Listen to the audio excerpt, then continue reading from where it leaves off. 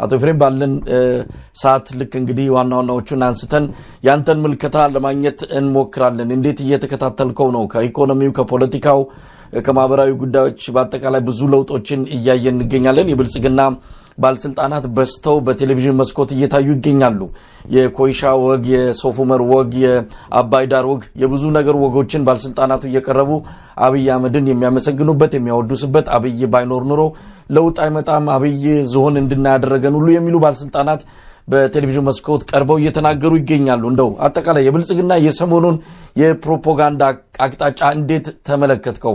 በዋናነት አብይ አህመድን የከፍ ማድረግና የማሞገስ ስራ ላይ ተጠመዱ ነው የሚመስለው። ተከታትያለሁ እንዳልከው በተለይ እዚህ ወደ ሶፎሞር አካባቢ በሄደበት ጊዜ አብሮት የሄዱት ባለስልጣኖች ከመጠን በላይ ሊያመሰግኑትና እንዳው ሶፎሞር የሚባለው ቦታ ልክ አብይ የሰራው ቦታ እስኪመስል ድረስ ነው ሰውየውን ከፍ ያረጉት። ሶፎሞር እኛ በልጅነታችን የምናውቀው ቦታ ነው።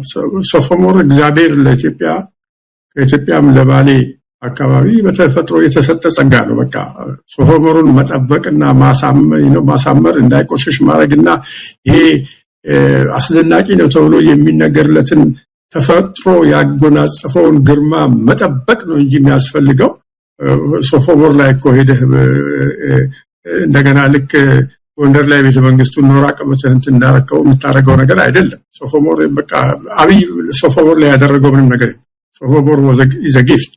ግን አብሮት የሄዱት ሰዎች ከመጠን በላይ ሊያረጉት ሞከሩ። እሱም የሶፎሞር ወግ በሚል የራሱን ድራማ መፍጠር ሞከረ። ያለኔ just simply የተለመደ የአብይ የብልጽግና ብቻ ሳይሆን በተለይ የአብይ ሀበል የተለመደ ምናምን ነገር ነው። ከምንም አልቆጠርኩትም። ሪሊ ብዙም እንደዚህ አይነት ብልጭልጭ ነገሮችን ሲያደርግ ኦፍ ኮርስ ኒውስን እከታተላለሁ። ከዛ በኋላ ግን ይሄ ነው የሚል ፍሬ ነገር ሪሊ አልሰጠውም። ባለስልጣኖቹ ግን አንዳንዶቹ በጣም የሚገርሙ ናቸው። አሜን ልክ አንደኛው ምንድን ያለው ዞን ልክ አብይ ዞን ያሳየው መሰለው ዞን ለማየት ኢትዮጵያ ውስጥ ይሆን በተለይ ባሌ ብቻ ዞን ባሌ ማለት በሲዳማ በኩል አንተኛ ተወልደን ባደግንበት በሲዳማ በኩል በጋሞ ጎፋ በኩል ራሱ ምን መሰለ እንትን አለ አይደለም እንዴ? እንደውም ኬንያ በለጸቀችው የኢትዮጵያ ድን በጠፋ ቁጥር ከኢትዮጵያ እየጠፉ በሄዱ ዞኖች አይደል እንዴ? ኢትዮጵያ እኮ ዞን ሀገር ናት። በጣም ከፍተኛ የዞን ነበር ያለባት ሀገር ናት። ማየት ቢፈልግ ሆኖ ሄዶ ማየት ይችል ነበር። እኔ የሚገርመው ዞንን ለመጀመሪያ ጊዜ ያየሁት አዲስ አበባ ነው። እሱ ባሌ ያየው ይላል። ይሄ አዲስ አበባ ነው ዞን ያየሁት እና በጣም ነው ኦፍ ኮርስ አዲስ አበባ ሄደው ነው ዞኑን ለሰዎች እንድናየው ወስደው ሳይተውን ነው። እና እኔ ሪሊ ሰዎች ሆን ብለው ከኪሳቸው ውስጥ መዘው ፈልገው የሚያመጡት ነገር አለ። አብይን ሪሊ አንድ ነገር ፈጠረ ማለት ከኪሳቸው ውስጥ ፈልገው መዘው የሚያወጡት ነገር አለ። እዛ ድረስ መሄዳቸው ነው የሚገርመኝ። እና ከዚህ በፊት አብይ ምን አይነት ሰው እንደነበረ ይናገሩ የነበሩ ሰዎች ሁሉ አሁን የአብይን ትልቅነት መናገር ጀምረዋል። እኔ ሞር እነሱ ትልቅነቱን በተናገሩ ቁጥር የሚገባኝ ትንሽነቱ ነው። እንደው ምን ይመስላል ፍሬም ይሄ እንዲህ አይነት አብይ አህመድን ከፍ የማድረጉ ነገር? ነጌታቸው ረዳ ከ15 ዓመት በፊት ወደዚህ አካባቢ ስንመጣ መንገድ ሲሰራ ያየነው ለዘረፋ ነው አለ። በኋላ ላይ ዘረፋ ደግሞ እሱ በነበረበት ስልጣን ኢህአዲግ ነበርና ኢህአዲግ ይዘርፍ ነበር የሚል እንደው አስተያየት ባኑ ጌታቸው እንደዚህ ተናገረ ተብሎ ሲመጣ እኔ ለማለት የፈለጉት የቀድሞ መንግስታት ነው ከኢህአዲግ በፊት የነበሩት ነው አለ። እንግዲህ ከኢህአዲግ በፊት የነበሩት እነ ኮሎኔል መንግስቱ ኃይለማርያም በዘረፋ የሚታወቁ አይደለም፣ በሙስና የሚታወቁ አይደለም።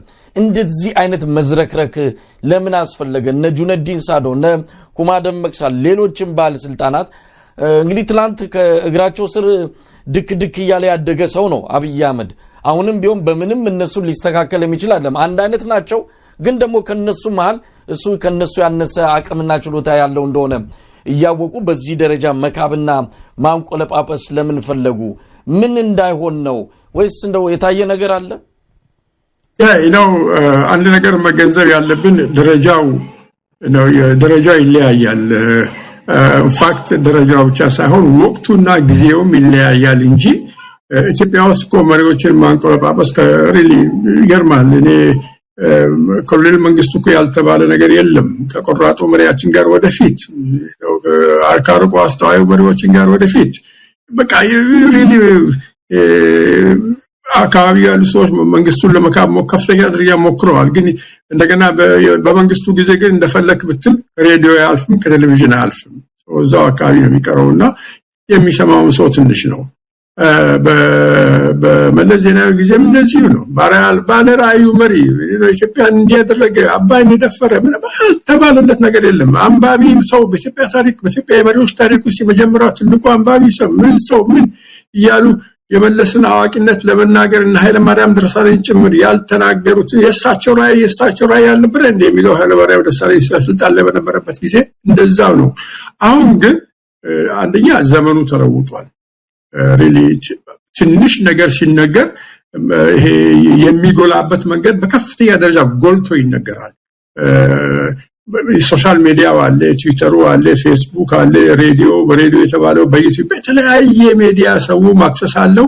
በተለያየ ደረጃ በተደጋጋሚ ልክ እንደ ባህር ላይ ዌቭ እንደሚነሳ አይነት ነገር ነው እየተነሳ ይዘላል እና ያንን ተጠቅመው ዛሬ ያሉ ባለስልጣኖች ደግሞ ያንን አጋጣሚ ነው ተራው ሰው ሶሻል ሚዲያን የሶሻል ሚዲያ ጋዜጠኛ ለመሆን እንደሚጠቀምበት ሁሉ እነዚህ ቆሻሻ የብልጽግና ካድሬዎችም ሶሻል ሚዲያውንና በተለያየ ደረጃ የተፈጠረውን የሚዲያ አቅርቦት እነሱም ለራሳቸው ፍጆታ ይጠቀሙበታል። አንዱ የሚሰሩት ደግሞ የአብይን መቀባት ነው። ምን ኢትዮጵያን ያዳነ መሪ በኢትዮጵያ ታሪክ ለመጀመሪያ ጊዜ ለልማት ብቻ የቆመ መሪ የማይሉት ነገር የለም። it is አለ ብቻ መሪዎቻችንን የማንቆለጳጰስ ባህል በትንሿም ቢሆን በሶስቱም ደረጃ የታዩ ነገሮች ናቸው። ዛሬ በከፍተኛ ደረጃ የጎላው አንደኛ ሰውየው ራሱ አንቆለጳጰሱን የሚል መሪ ነው ያለው እኮ። I don't think መንግስቱ ኃይለማርያም እንዲበሉልኝ ብሎ የሚናገር አይመስለኝም። አጎብጋቢዎቹ ናቸው የሚናገሩት። መለስም እንደዛ የሚል አይመስለኝም። ይሄኛው ግን በሉልኝ እኮ ነው የሚለው። ስለኔ እንደውም እኮ ስለሱ ካልተናገርክለት ይገላምጣል። መጀመሪያውኑ እሱን ካላንቆለጳጰስ የሚገላምጥ ሰው እኮ ነው ያለው አሁንና ይሄ መነሻው አብይን የመካብ መነሻው አብይ ራሱ ነው። ስለዚህ እሱ ደግሞ ይከፍላል እንጂ በከፍተኛ ደረጃ እኮ የሚከፍላቸው ሰዎች ናቸው። በሶሻል ሚዲያ ውስጥ ከፍተኛ ተከታይ ያላቸውን ሰዎች እየፈለገ አይደለም እንዴ የሀገሪቱን እዚህ ከድሃው ሰው የተሰበሰበውን ግብር እየከፈላቸው በውጭም በሀገር ውስጥም እሱን የሚክቡ እሱ የሰራውን ስራ በየደቂቃው የተከታተሉ ጽፎ ሲጣቸው እያቸው ላይ እንዲለጥፉ ያደረጋቸው ብዙ ነገር አለው አሁንና ሪሊ መነሻው የአብይን መካብ መነሻው ዋናው አብይ ራሱ ነው። ደግሞ በኢትዮጵያ ሕዝብ ገንዘብ የሚደገፍ ሪሊ መካብ ነው ያለው። የገንዘብ ድጋፍ ሁሉ ያለው ድካም ነው ያለውና ገንዘብ ደግሞ ሪሊ ብዙ ሆዳሞችን መግዛት ስለሚችል ዛሬ በእጁ ላይ ስልክ ያለ ሰው ሁሉ ሆዳምነቱን እስከመረጠ ድረስ አብይን ለማንቆለጳጰስ ወደኋላ አይልም። አብይም ከመክፈል ወደኋላ አይልም። ኤፍሬም እንግዲህ አብይ ነገ የምክር ቤት ስብሰባ አለው። በዛ ስብሰባ ላይ ከምክር ቤት አባላት ለሚነሱ ጥያቄዎች ምላሽና ማብራሪያ እንደሚሰጥ ከወዲሁ ወጣ መረጃ ያመለክታል። አንዳንድ አዳዲስ ነገር ያነሳል የሚሉ ጭምጭምታዎች እየሰማን ነው። ምን ሊሆን እንደሚችል በግልጽ የሚታወቅ ነገር የለም።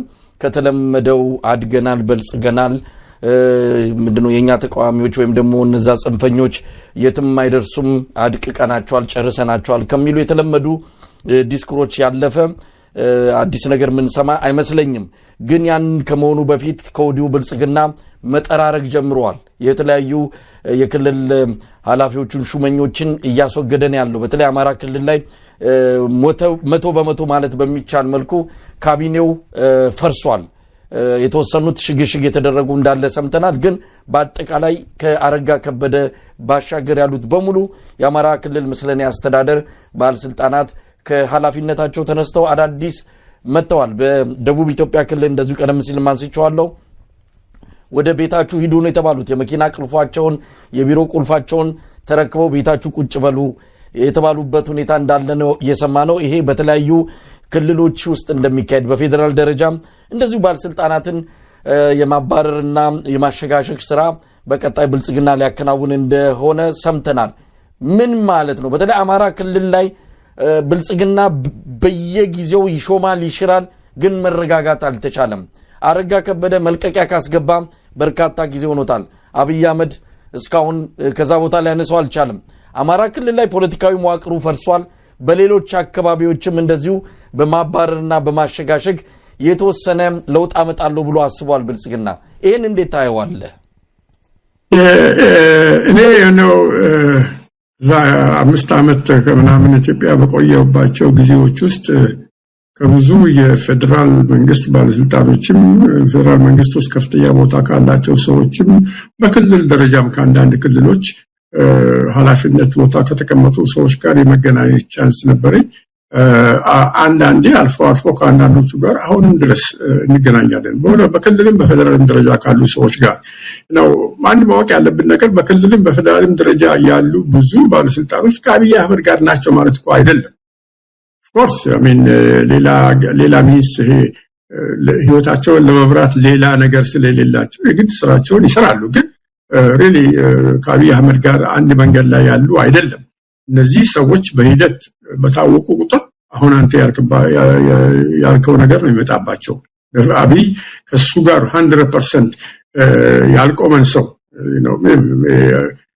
እንትን መሃል ያለውን እንኳን አይፈልግም 50% ወዲ 50% ወደ ያለውን ሰው እንኳን አይፈልግም ከሱ ጋር ያልቆመ ሰው አለ ብሎ ካመነ ማባረር ነው የሚይዘው so በደቡብ ክልል አካባቢ በተለያዩ የደቡብ ክልሎች አካባቢ ላይ ተወግተዋል በቤታቸው ተቀመጡ የተባሉ ሰዎች ካሉ እንዲህ አይነቱ ነገር የመጣው ሪሊ በሂደት ኢትዮጵያ ውስጥ ሪሊ ግልጽ የሆነ የመጣው ነገር ያሸበራቸው ያስደነገጣቸውና የአብይ አህመድ በዚህ አሁን በያዘው መንገድ መቀጠል ለራሱ ደቡብ ለሚባለው አካባቢ በአጠቃላይ ለኢትዮጵያ የሚያሰጋ መሆኑን የገባቸው ሰዎች ናቸው ይሄ በገባህ ቁጥር ኢትዮጵያ ውስጥ ወይ ተታሰራለህ ይሄ ነገር ስለገባህ ብቻ ይሄ ነገር ስለገባህና ይሄን ስላወቅ እዚህ ነገር ላይ ጽናት ካለ ኢትዮጵያ ውስጥ ወይ ተታሰራለህ ወይ ከሀገር እንድትፈናቀል ትደረጋለህ ብዛ ደግሞ እንደገና ትንሽ ጠንካራ አይነት ነገርና ይሄን እንትንን በተለያየ መልኩ የምትገልጽ ከሆነ ልትገልጽ እስከሞት ድረስ ልትሄድ ትችላለህ ሶ ደቡብ ክልል የሆነው ይሄ ነው ብዬ ነው የአማራው ክልል ግን ትንሽ ለየት ይላል እኔ ሆነስትሊ እውነቱን ለመናገር አንዳንድ ነገሮችን ያው ኢትዮጵያ ውስጥ የምንደብቃቸውና በግልጽ የማንላቸው ነገሮች አሉ ግን አንዳንዶቹን ሪሌት ብሎ ያበጠው ይፈንዳ ብሎ መናገሩ ጥሩ ይመስለኛል አማራ ክልልና አማራ አብይ የአማራ ክልል ሌሎች ክልሎች በአንድ አይን አይመለከትም በአጠቃላይ አማራ ክልል ያለውን አመራርና በሌሎች ክልል ያሉትን አመራሮች በአንድ አይን አይመለከትም በአማራ ክልል ያሉ አመራሮች በተለያየ ደረጃ አመራር ስለኝ ከላይ እስከታች ነው ከላይ በከፍተኛ ደረጃ አመራር ከሚመራው ከላይ ካለው ካቢኔ ጀምሮ እስከታች እስከ ወረዳና እስከ ትናንሽ ቦታ ከተማ ድረስ ያለውን አመራር ስትመለከት really አሁን አማራ ክልል ውስጥ የሚካሄደው ጦርነት የሚገለው ልጃቸውን ነው ያክስታቸውን ልጅ ነው ያጎታቸውን ልጅ ነው አማታቸውን ነው ወይ በዚህ ብቻ የተዛመደ ነገር ነው የሚገለው የራሱን ወገን እኮ ነው የሚገለውና ይሄ በፍጹም አይቀበሉ ሰዎች አሉ አንዳንዶቹ እኮ ደግሞ አለመቀበል ብቻ ሳይሆን ይሄንን ትግል ለመቀላቀል የሚፈልጉም አሉ አንዳንዶቹ ደግሞ ከመቀላቀል ይልቅ እዚህ ሆኖ ትግሉን መርዳት በተለያየ መልኩ ትግሉን መርዳት አስፈላጊ ነው ብለው የሚያምኑ ሰዎች አሉ እነዚህ ሰዎች በሂደት መታወቃቸው አይቀርም ሲታወቁ ያነሳቸዋል እስኪ አማራን ክልል አሁን ብቻ የተጀመረ ነገር አይደለም ባለፉት 7 እና 8 አመታት ውስጥ በአማራ ክልል ስንት መሪት በኢትዮጵያ ውስጥ ሁለቱ ትልልቅ ክልሎች አማራና ኦሮሚያ ናቸው ሁለቱም ክልሎች ውስጥ ሰላም የለም ሁለቱም ክልሎች ውስጥ መሳሪያ ያነሳ ኃይል አለ ኦሮሚያ ሪሊ ካንዱ ኦሮሚያ አሁን በኦሮሚያ ክልል የተነሳ ኦሮሚያ ክልል ውስጥ ባለው ብጥብጥና የጸጥታ መናጋት የተነሳ ከአዋሳ ወደ አዲስ አበባ እኮ ብዙ ሰዎች እኔ ወንድሜን ጭምር ከአዋሳ ወደ አዲስ አበባ አውሮፕላን ይመጣው የራሱ መኪና አለው በመኪናው መምጣት ይችላል ድሮኔ ጋር እኔ ያለው በመኪና ነበር ይመጣው ቤቴ ድረስ አሁን ግን በአውሮፕላን የሚሄደው እየፈራ እና ይሄ ትልቁ ፍርሃት ያለው ኦሮሚያ ክልል ውስጥ ሶ በእነዚህ ሁለቱ ክልሎች ከብሬሊ ከፍተኛ አመጽ ከፍተኛ የዘጥቅትክል አሁን ድረስ የሚካሄድባቸው ክልሎች ናቸው ግን ባለፉት 7 አመታት ውስጥ ስንት የአማራ መሪ ፕሬዝዳንት ተለዋወጠ ኦሮሚያ ውስጥ ስንት የኦሮሚያ ክልል ፕሬዝዳንት ተለወጠ አብይ ከመጣ ጀምሮ በቃ ለማ መገርሳ ነበር አብይ ሲመጣ አብይ ራሱ ነበር አቲክ አብይ ለማ መገርሳ ይመራው ነበር ክልሉን አዲስ አበባ ሲገባ ከዛ ሽመልስ ወሰደው ከዛ ጊዜ ሽመልስ የኦሮሚያ መሪ ሆነ ከተባለ 5 ዓመት 6 ዓመት ነው ይሄን ሁሉ ጊዜ አንዲት ቀን ተነክቶ አቅም ተብሎ አቅም አማራ ግን 3 4 5 ሰው ተቀያየረበት ለምንድን ነው እንደዛ የሆነው ሪሊ ፕሬዝዳንቶች የሚቀያየሩት በሚሏቸው ነገሮች በሚሰሯቸው ነገሮች ቢሆን ነው በኢትዮጵያ ውስጥ እንደ ሽመልስ አብደኛ ቶሎ ከቦታው መነሳት የነበረበት ሰው ነበር ኢትዮጵያውያን እርስ በርስ እንድንጋጭ ያደረገ በብሔር እንድንጋጭ ያደረገ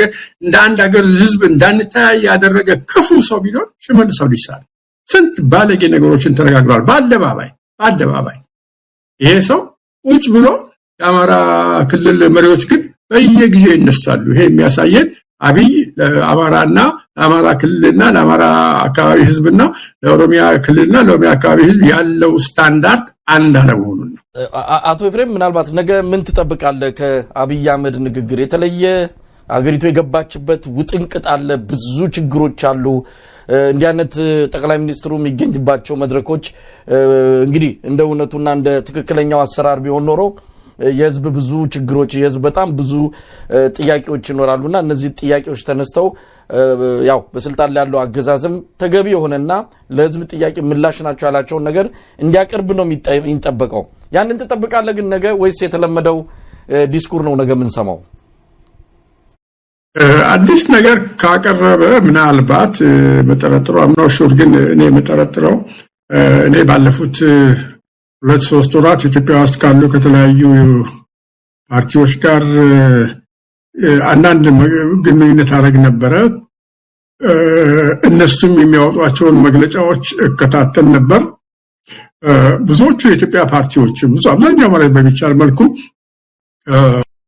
በሚቀጥለው ምርጫ ላይ እምነት ስለሌለው ሪሊ ምርጫ ቦርድ ጋር ክርክር ውስጥ ሲገቡ በዚህ ምርጫውን በተመለከተ ምርጫ ቦርድ ጠርቷቸው ሲያናግራቸው ንግግሩ የሆነው ስለ ሀገሪቱ ጸጥታ ነው እንጂ ስለ ምርጫው መካሄድና ለመካሄድ አልነበረም ይህም የሚያሳየን የፖለቲካ ፓርቲዎች ኦልሞስት ኢቭን የራሱ የብልጽግና ደጋፊ የሆኑ ፓርቲዎችም ቢሆኑ ኢትዮጵያ ለምርጫ ዝግጁ አይደለችም ብቁ አይደለችም የሚል አቋም ነው ያዙትና ምናልባት ያንን አቋም አንጸባርቆ አንድ አዲስ ይሄን ብዬ መናገር የማልችለው ነገር ሊያነሳ ይችላል ብዬ አስባለሁ ምክንያቱም እሱ ራሱም መቼም